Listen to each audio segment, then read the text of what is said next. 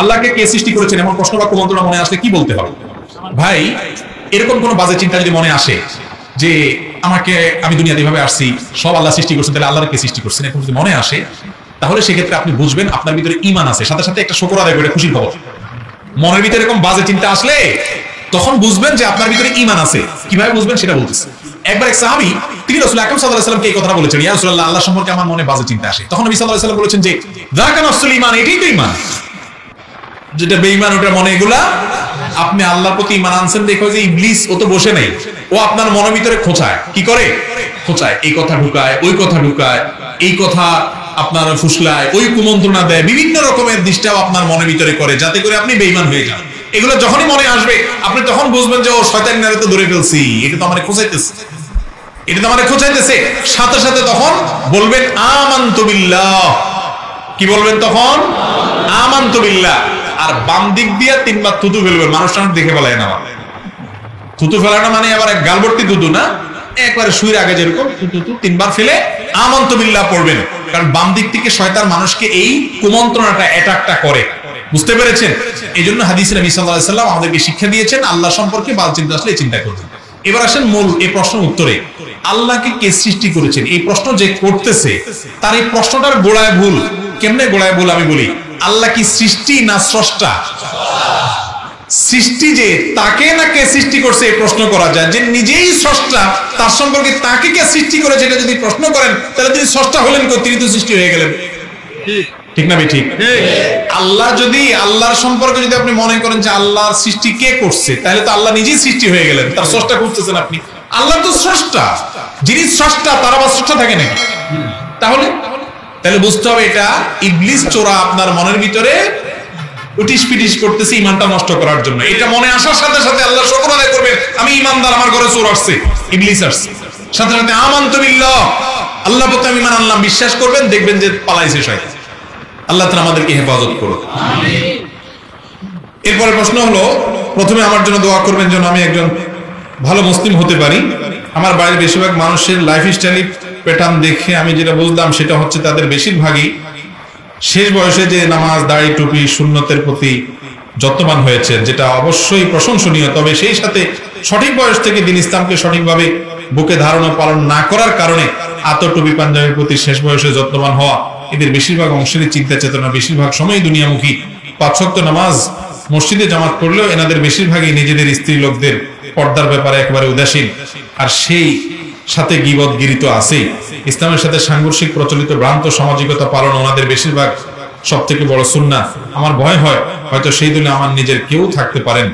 নামধারী এসব মুন্সিদের ব্যাপারে কোরআন হাদিস ভিত্তিক আপনার মতামত নসিহত জানাবেন। তো 3 মাইল লম্বা প্রশ্নটি ভাই, এত বড় প্রশ্ন উত্তর দিতে অনেক সময় লাগবে, কিন্তু প্রশ্নটা খুব দরকারি। বড় প্রশ্ন হলেও অনেক সুন্দর প্রশ্ন। আমরা বেশিরভাগ মানুষই হলাম নামকা ওয়াস্তে মুসলমান, নামকা ওয়াস্তে মুসলমান। আমরা হলাম মুসলমান বাই চান্স। মুসলমান কয় প্রকার ভাই? 2 প্রকার। একটা হলো মুসলমান বাই চান্স, আর একটা হলো মুসলমান বাই চয়েস। বাই চান্স মুসলমান বুঝেন? মানে আমার বাপ মুসলমান, মা মুসলমান, তাদের ঘরে জন্ম হয়েছে তাই আমি মুসলমান হয়ে গেছি, এটা হলো বাই চান্সে মুসলমান। আর বাই চয়েসে মুসলমান হলো ইসলাম কি, আল্লাহ কি বলছেন, রাসূল কি বলছেন, কেন করতে হবে বুঝলাম, যা মানলাম সাথে সাথে আমল করলাম, বাই চয়েস মুসলমান। সাহাবীরা ছিলেন বাই চয়েস মুসলমান। ওনারা জাইনা শুনে বুঝা বুঝা মুসলমান হয়েছে। আমাদের মতো আন্দা দুন্দা আর শুনে শুনে দেখে দেখে জন্মসূত্রে মুসলমান ওনারা ছিলেন না। ভাই ধনী 2 প্রকার। ধনী কয় প্রকার? 2 প্রকার। এক কিসিমের ধনী আছে নিজে কষ্ট করে, পরিশ্রম করে, মাথার ঘাম পায়ে ফেলে, তিল তিল করে সম্পদ গড়ে তুলে ধনী হয়েছে, এটা হলো এক রকমের ধনী। আরেক রকমের ধনী আছে যেই ধনী লোকটা মূলত বাপের সম্পদ পাইয়া ধনী হয়ে গেছে, কোনো কষ্ট করা লাগে নাই। এই দ্বিতীয় কিসিমের ধনী ধন ধরে রাখতে পারে না, আর প্রথম কিসিমের ধনী ধন ধরে রাখতে পারে। আমরা যারা মুসলমান বাই চান্স, বাপ মা মুসলমান তাই আমি মুসলমান, এই জন্য আমরা বেশি মানুষ ইসলামের কদর মর্ম আমরা বুঝি না। নামটা আসতে মুসলমান। এই ভাই বারবার এই লোকটা কেন আসতেছে সামনে? এটা কোন ধরনের কথা? আপনারা বারবার এগুলো এলাও করতেছেন। ক্যামেরা আছে, ক্যামেরার সামনে দিয়ে আসতেছে, বেচারা রেকর্ড করতেছে। একটা ম্যানার্স থাকতে, ভদ্রতা থাকতে হবে।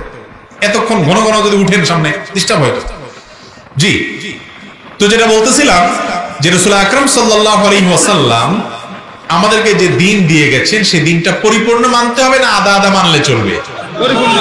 জান্নাতি কি অর্ধেক যাওয়ার কোনো সিস্টেম আছে? আল্লাহ শরীরে অর্ধেক তুমি জান্নাতে দিলে হবে শুধু, এরকম কোনো সিস্টেম আছে?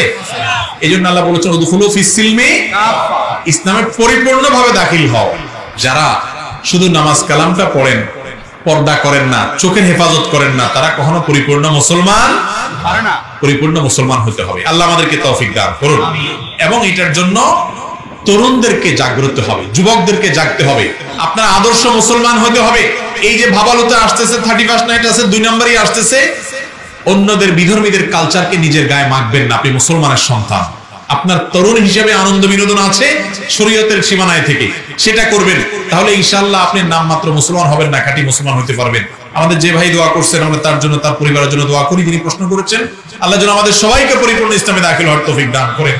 আদা মুসলমানের কোনো মূল্য আল্লাহর কাছে নাই, সব দিক থেকে মুসলমান হইতে হবে। অনেক লোক দেখবেন দাড়ি টুপিয়ে মুসলমান, গায়ে গোতরে মুসলমান, আর একজনের জমি ঠেলে, আছে না নেই? আরেকজনের লাউটা ধরে টান দেয়, আছে না নেই? আরেকজনের চান্স পেলে একটু গুতা মারে, ক্ষতি করে, আছে না নাই? এই টাইপের মুসলমান, এই লেবাসে পোশাক মুসলমানের জন্য জান্নাত। জান্নাত হলো কাজে, কর্মে, আচারে, আচরণে, লেনদেনে, অন্যের অধিকারে, আল্লাহর ইবাদতে, সবকিছুতে মুসলমান। এর জন্য জান্নাতই হলো খাঁটি মুসলমান। ভেজাল মুসলমানের জন্য কি নেই জান্নাত? ভাই জান্নাতে কোনো ভেজাল নেমত দিবে আল্লাহ? তাহলে আল্লাহর কাছে ইসলাম যেটা নিয়ে যেতে হবে সেটাও নির্ভেজাল হইতে হবে, কোনো ভেজাল থাকতে পারবে না। আমাদের অনেক ভাই বোন আছেন, মুরব্বীরা আছেন, নামাজ কালাম পড়ে, কপালে দাগ ফেলে দিছে, মাগার ছেলে মেয়েদের একজনের প্রতি জুলুম করতেছে, আরেকজনকে বেশি দিয়ে দিচ্ছে, আছে না নাই? একজনের দিকে টানে টানে, শুধু আরেকজনের দেখতেই পারেন, আছে না নাই? এটা কি হালাল না হারাম? হারাম। আপনি এক ছেলেকে সম্পদ লেখা দিয়েছেন, আরেকজনকে দেন নাই, গুনাহ, জায়েজ নাই আপনার জন্য। এটা ইনসাফের খেলাফ করছেন, আল্লাহ নিষেধ, আল্লাহ রাসূল নিষেধ করেছেন। কিন্তু আপনি নামাজ পড়েন, আপনি মাশাআল্লাহ টুপি পরেন, হুজুর মানুষ আপনি উল্টা পাল্টা করেন, এগুলো করা যাবে? আল্লাহ তাআলা আমাদেরকে বুঝার তৌফিক দান করুন।